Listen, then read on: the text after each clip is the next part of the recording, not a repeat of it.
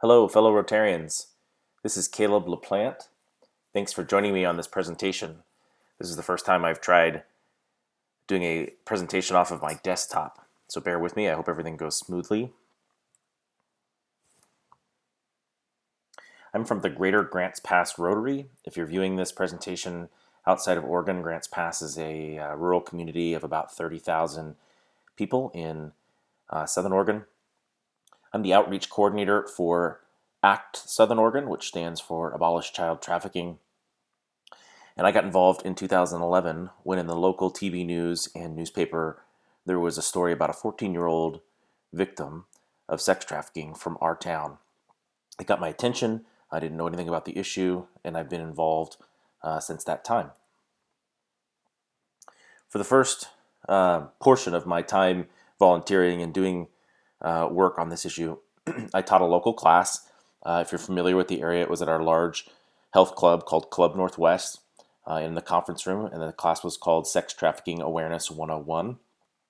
Medford, Oregon, which is nearby and a little bit of a larger town, we eventually started teaching this class there as well every month.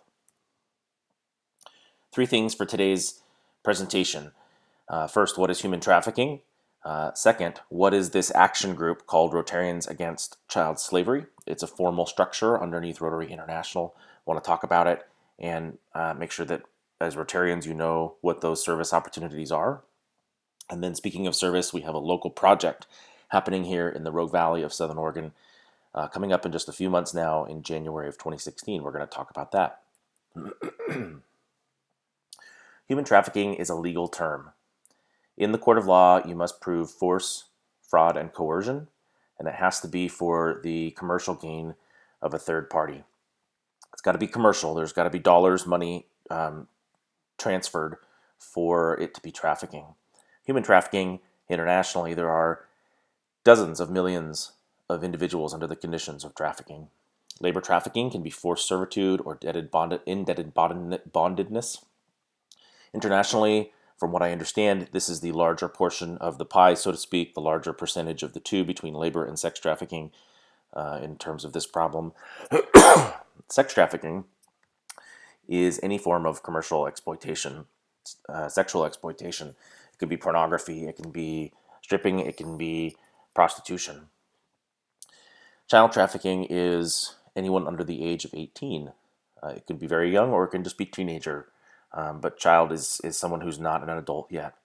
Slavery is not a legal term, but it's a term we all understand, and you'll see that it's used often when talking about this issue. Three reasons why here in our rural communities of Southern Oregon this is important. I mentioned the 14-year-old. That is not an isolated incident of our children actually being sold here in our area. We are right on a major interstate, Interstate 5, which is the second example. There are victims being brought through our area on a regular basis. The FBI calls the I-5 corridor the West Coast Kiddie Track. There are enough children being moved along I-5 that they have that name. And they've been able to identify that traffickers do stop in the Rogue Valley and sell children here. I think our largest vulnerability is that we have our children leaving this rural community as adults, new adults, 18, 19 years old, and not knowing what this issue is, and they leave, and when they go somewhere else, they become victims there. There are more and more every year that are being identified as having become victims that left our area. I was a young person here and did this very thing. I left for school. Sometimes people leave for work. There are a number of large cities in our area where people would want to go and get out of town to. These images really aren't helpful in discussing human trafficking. It's very rarely that there are chains or that there is a kidnapping type situation. Of course, the top image is just really unrealistic. Excuse me. Typically, there will be an older person, usually if it's a girl victim, a boy, or a slightly older man who pretends to be a boyfriend. There's a lot of money and there's a lot of grooming that goes into playing to a girl's dreams and wanting to, at the same time, simultaneously distance her from any kind of support network. And then, after a period of that grooming, there is a pretty sudden and violent turning out into the trafficking situation. In America, particularly for sex trafficking, it can become very quick and very unseen by the victim in terms of seeing it coming down the line. And then they're in this situation, and due to a number of very serious and significant factors, it's really hard to get free of the situation. Pimp is a term our culture has adopted, but it's really describes, you'll see at the bottom left of the screen, it really describes any time that there's one or two individuals who are controlling a victim. Gang is, of course, just like it implies, more of a criminal organization. Gangs in Oakland and Portland are getting out of drugs and getting into the selling of humans. Familial trafficking, as unfortunate as it is when families sell their own children for drugs or housing or any other for any other purpose. And survival is when the victim themselves lets themselves be exploited for survival or food or something else that's necessary, again, to their survival. We hear often, well, this isn't a small town problem. If you Google Boise sex trafficking, I believe in just the last year or two, this this trafficker was apprehended. He said, "I like playing small rural cities with small populations. I usually hit places like the mall, Walmarts, and fast food joints to knock or recruit a girl. I generally let them know they're so much better than the town they're currently in." And certainly this is not to instill fear in our local population that there's a trafficker at every mall, around every corner in a Walmart or a fast food, but just to be aware that this is certainly not a problem that's on foreign soil, and even in our own country, it's not just a large city problem. So let's get into the Rotary Action Group called Rotarians Against Child Slavery. And particularly for Rotarians, getting a feel for what this group has done already and what other possibilities there are for service. There are quite a number of action groups within Rotary each one of them working on a different issue. They have their own board of directors and officers. This action group, their board of directors is made up of Rotarians around the world, several from the UK, I believe Australia, and the Middle East, and also in Africa. I may be forgetting a few. It's really an international action group. We have a U.S. director here, and then in Oregon and the Rogue Valley, we have a number of Rotarians who are part of this action group that are doing work. In India, there has been work helping a safe home for boys. This motorcycle was provided so that staff could go out and check on the boys after they've left the home to make sure that they were okay in their communities again after being rehabilitated. This truck was provided by Rotarians, and it's actually used in victim rescue. Here are boys in the safe home learning skills, bicycle skills. Bicycle transportation in India is a primary form of transportation. So learning these skills can really benefit them and help them not be re-exploited. Textiles, of course. Here's a safe home for women and girl victims. Candle making. Rotarians purchased a herd of dairy cows. We helped contribute to the building of the wall around the facility. Traffickers don't like losing what they consider an investment in a trafficked victim, or if the victim will be used as part of an investigation to testify against the trafficker. We installed solar lights to help with security. Provided a solar panel, which I also understand also provides hot water. Here's the lights in action at night. Again, security lights. Rotarians also installed these gates in the dorms for security. We built this outdoor pavilion to be outside together for skills training and just activities together. This is an oven, same safe home in India. This is a wastewater facility. Imagine a facility without wastewater. This was a huge boon. In Ghana, we've helped, before girls are exploited, we've helped give them the job skills so they can stay in their region and provide for their family as opposed to being lured out under the promise of jobs elsewhere and then being isolated and trafficked. Also just educating what is trafficking so that girls can see it coming and be aware and stay clear. In India, in Thailand, both boy and girl victims are shown here in this safe home. We've provided a number of material goods. Large amounts of rice and mosquito nets are examples of the goods. And then also books that are in the native language that children can have some form of entertainment while there in the safe home. Imagine being in a rehabilitation facility. It's probably not necessarily terribly enjoyable other than being stable. And so the books provide a lot of enjoyment for the kids. We've also provided some money to help build this dormitory. In the U.S., this is our U.S. Director Dave McCleary, upper right-hand corner. We've done a lot of legislative lobbying in Washington, D.C. These are Rotarian district governors in the bottom right-hand corner coming together to get some education on this issue. This is a district conference with the Red X campaign. Every February 27th, it says Rotary is in it to end it, referring to slavery worldwide. Rotarians Against Child Slavery actually put on this really significant conference in May of 2015. It was hosted by former President Jimmy Carter. He was there and he keynoted, as did former Chief Justice Sandra Day O'Connor, current Senator Bob Corker, who's leading the End Slavery Act in Congress currently. Our Rotary president, Ravi Ravindran, from Sri Lanka came, as well as a number of survivors and advocates. There were several from Oregon who went and said this was one of the best conferences they had been to on this issue. So Rotary is leading the way in terms of bringing together individuals to work on this issue. Locally, this is myself presenting to Jackson County Commissioners. For 4 years now, we've presented to Jackson and Josephine County Commissioners, and now more recently Ashland, Medford, Central Point, and Grants Pass City Councilors. Every January is Human Trafficking Prevention Month nationally. The White House puts out a proclamation, so we've just duplicated that effort and put out Southern Oregon Child Trafficking Awareness Month proclamations. In Salem, there's been a number of important legislative efforts underway. In 2013, for the first time in Oregon, we made it a felony to purchase sex from a minor. It was previously only a misdemeanor. That was Senate Bill 673.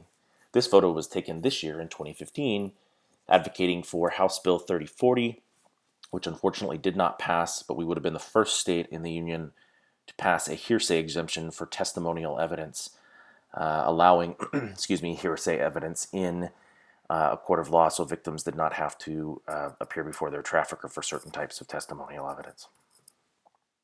This is our U.S. Senator, Ron Wyden, at a roundtable here in Medford, Oregon.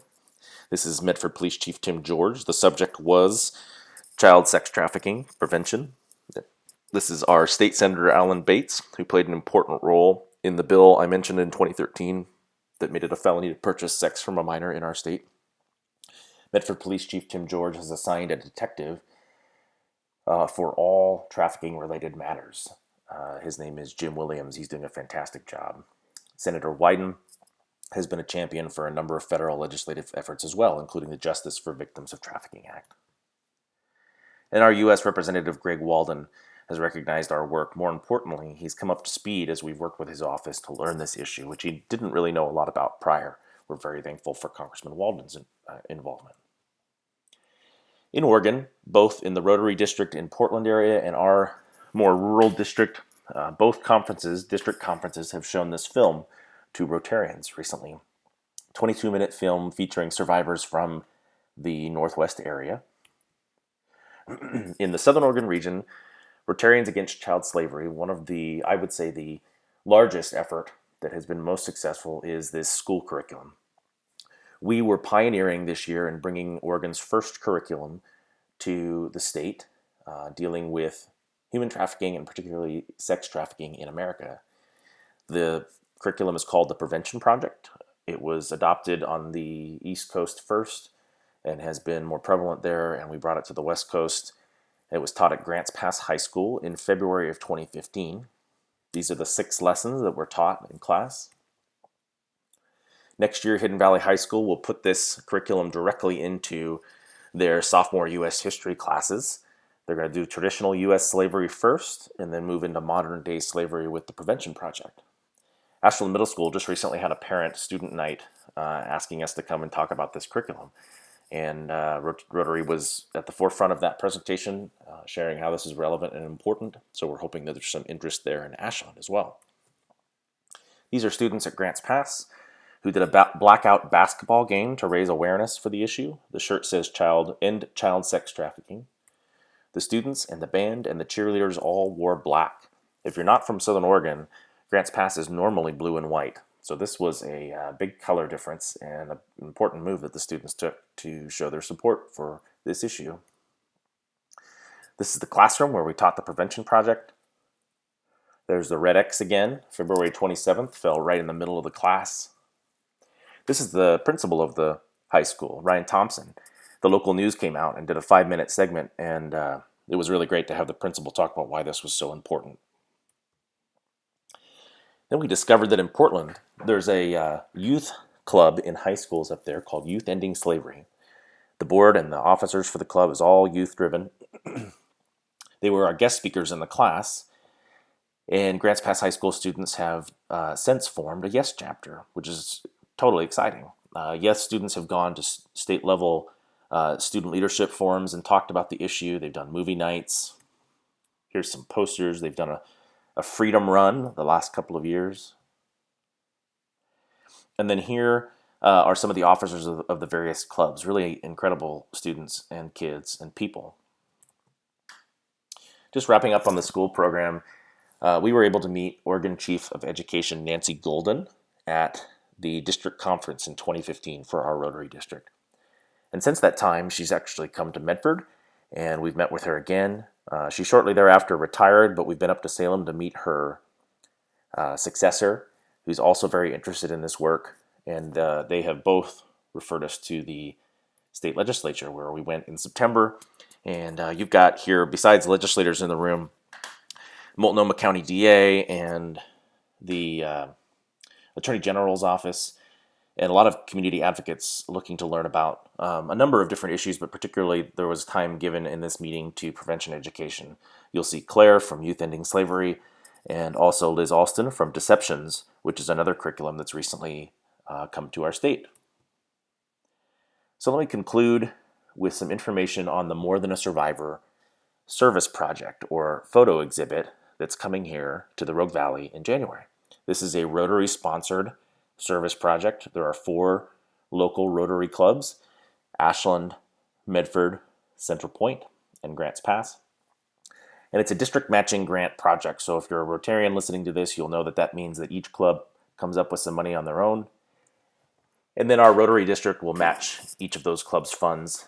And it creates quite a sizable portion of resources for a project to be able to use and pull off something for the community's benefit. So in this case, the project is this traveling photo exhibit called More Than a Survivor, More Than a Story. These 22 portraits are of sex trafficking survivors from the U.S., and each portrait features a survivor for something they've achieved beyond their story of survival, something significant in life. The exhibit is produced by GEMS out of New York City. GEMS is a survivor-led organization, one of the nation's oldest, if not the oldest, doing some really incredible work. And this exhibit has traveled around to a number of large cities in the country, but because of Rotary's involvement, Southern Oregon will be the first rural community to receive this exhibit. It will be here for an entire month, most of January and a little bit into February. These are examples of the exhibit portraits. These are the posters, of course, so you have to imagine all the words gone. But the gal to the right is an actress, an esteemed actress and an accomplished actress. To the right, she's become well known for her photography and may even be using that for income and maybe her profession. We haven't seen the bios yet, so for each of these survivors, so I don't know exactly how to tell each story, but you can get the idea from the photos. This survivor opened up a bakery and owns and runs her bakery. This is Margot, and this is not her portrait for the exhibit, but she is featured in the campaign. Shamir is a professional real estate broker. Holly went back to school for science, and I don't remember what kind, but she is a scientist. In addition to being an advocate, she's also, by profession, in the science industry. Here's a collage of several other survivors. What's really notable uh, here is that bottom middle is Rebecca Bender. She's our local Southern Oregon survivor, which gives this exhibit even more context beyond just how relevant it is already. Rebecca went to Grants Pass High School, graduated having been a varsity soccer athlete and honor roll student, went to U of O and met her trafficker on the campus and was sold for 6 years. She now has been out for a long period of time and has a family, is a nationally recognized speaker and trainer of FBI and attorney generals, has written a book, and more so is just wholly committed to changing the culture which creates the conditions of trafficking. And so she will be, of course, featured in this exhibit and part of this project. This is not her portrait for the exhibit, and this isn't either, but these are a couple of examples of things we might use for advertising. The campaign will actually feature quite a bit of advertising on TV and radio, particularly. So you'll see and hear the Rotary name out there quite a bit during this month-long period. The exhibit itself will be featured in 3 locations: 2 weeks at the Rogue Valley Mall, inside a retail location just like any other storefront, 1 week at Southern Oregon University in the student union, the student union facilities, and then Rogue Coffee Roasters in Grants Pass, which, as you know, has a new beautiful facility and they have art up regularly. Rebecca will be speaking at each of these locations, and so stay tuned for more information about opportunities to send friends and family to hear her speak and learn about the issue. And then as Rotary, one of the things we do well is bring together individuals of influence and together work on issues and have a greater effect than just ourselves as individuals. So this stakeholder event will be a private invite event for leaders from all facets of our community: education, healthcare, social service, judges, law enforcement, you name it. I could go on and on, faith-based, and they will come together for an evening to hear Rebecca speak. And it's pending as of now, but we have the buy-in from our U.S. Senator Ron Wyden and Greg Walden and our other U.S. Senator Jeff Merkley that they all want to try to attend this event, and we're just waiting to hear off a date at this point. So pretty excited about that opportunity as well. Wrapping up, just some thank yous. The top line are, all these folks are Rotarians. The top 4 are our presidents of the 4 partner clubs. We couldn't have done it without you. Thank you.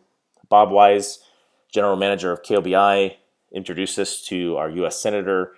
Tayo Mira of Ashland Police, Chief of the Police, is helping bring together law enforcement. Wynn Howard of Asante, CEO of Asante Three Rivers, is bringing together healthcare. Of course, you've got our 3 legislative officials, some of whom we mentioned. Carl Wilson, our Grants Pass U.S. representative, is helping us navigate Salem. And then last year's district governor, Tim, this year's district governor, John. Thank you both very much for these opportunities. And our district grant committee chair, Eric Hodnett, he and the committee do so much work to get these district projects off the ground. To all of you Rotarians out there, a huge thank you. For over 100 years, we have been Rotary. We do Rotary fantastic. We make it fantastic because of our collective influence and the money that we put into the Rotary Foundation. No other service organization has a foundation like ours. And that money is what's fueling this project. So thank you all for being Rotarians and making this possible. Lastly, some action items. After hearing this presentation today, you can invite your friends and family to the More Than a Survivor photo exhibit. Keep an eye out for dates and locations. You can like ACT Southern Oregon on Facebook. Really, as Rotarians, take a serious look at joining the Rotarian Action Group Against Child Slavery. There's small annual dues and lots of newsletters and things to keep you engaged and informed. Once you're a member, of course, you can do more service projects like this and engage our community in learning about the issue and doing something about it. Thank you all again for joining me today for this presentation. Feel free to contact with questions at any time. My club email address is contact@greatergprotary.org. and that will get to me one way or the other. My phone number is 541-646-0068. Thanks again, Rotarians, and anyone else who may be listening.